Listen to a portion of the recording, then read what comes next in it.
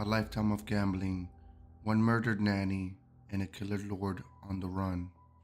Today's video is about Lord Lucan, who murdered his family's nanny on a cold dark night and vanished into thin air. Richard John Bingham, the 7th Earl of Lucan, was born in 1934 and inherited his father's wealth at 30. So, how did this nobleman go from racing powerboats to brutally attacking a 29-year-old nanny? Stay tuned to find out. Lord Lucan married Veronica Mary Duncan in 1963, a union that initially seemed to paint the picture of a happy and successful family life.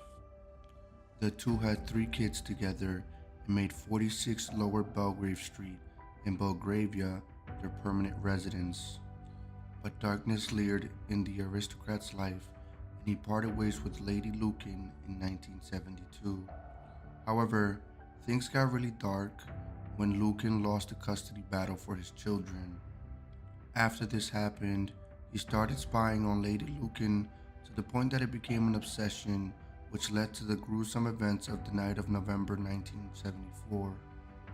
It was a regular night at the Plumber's Arms bar until Lady Lucan barged in seriously injured and screaming for help. The head barman, Derek Whitehouse, later recalled her saying that her neck had been broken and someone tried to strangle her. But as the night proceeded, other horrors were revealed. Lady Lucan claimed that the assailant was none other than her estranged husband, and he had killed their nanny, Sandra Rivet, mistaking her for his wife.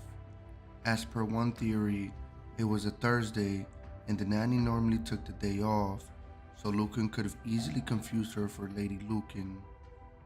Rivet was found bludgeoned to death in the kitchen of the Lucan family home, and the murder weapon was a piece of metal pipe wrapped with surgical tape. By the time the police became active, Lucan had driven to Uckfield, East Sussex. He then called his mother and requested her to come to get his children, explaining that there had been an incident at the family home. Lucan had also posted 2 letters to his friends, but what initially confirmed him as the murderer was his borrowed car from New Haven. It was bloodstained and contained a bandaged lead pipe, identical to the one recovered at the crime scene. Additionally, the police retrieved his letters from the recipients, one of which also had bloodstains on it. As the police investigation unfolded, Lucan became a question mark vanishing into thin air. The manhunt for the aristocratic murderer captivated all of Great Britain. Had he utilized his contacts to build a new life in a faraway land? Or did he commit suicide out of desperation? Despite lengthy investigations, there was no sign of the nobleman. All he left in his wake were conspiracies. Stay tuned as we pick them apart. One theory suggests that Lucan did indeed get help from his strong connections to escape conviction. However, it is also believed that the same well-connected individuals may have later killed him due to personal motivations. One piece of evidence supporting this theory was his strong friendship with the well-known conservationist John Aspinall. Aspinall was also the owner of a posh London club called the Claremont, where the elite and gamblers mingled. Here, Lord Lucan was a regular, driven by his constant gambling. Behind closed doors, a deceptive scheme called the Big Edge was at play. This scam involved manipulating cards to give the house an unfair advantage. One chilling theory suggests that Lucan's association with the Claremont Club and his newfound vulnerability could have sealed his fate. Did he know too much about the deceit and manipulation? After Rivet's murder, Lucan may have fled to John Aspinall's circle for help. This is where the story takes a dark turn. Some believe that Aspinall's wildlife park might have hidden the truth.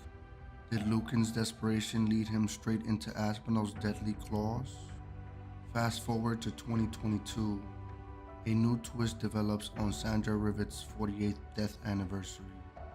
Professor Hassan U. Gale of Bradford University argues that an 87-year-old man living in an Australian Buddhist community might be none other than Lord Lucan.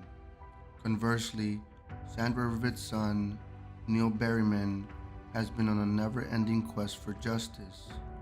In search of answers, he hired U. Gale to use artificial intelligence to analyze images of the guy in Australia alongside Lucan's.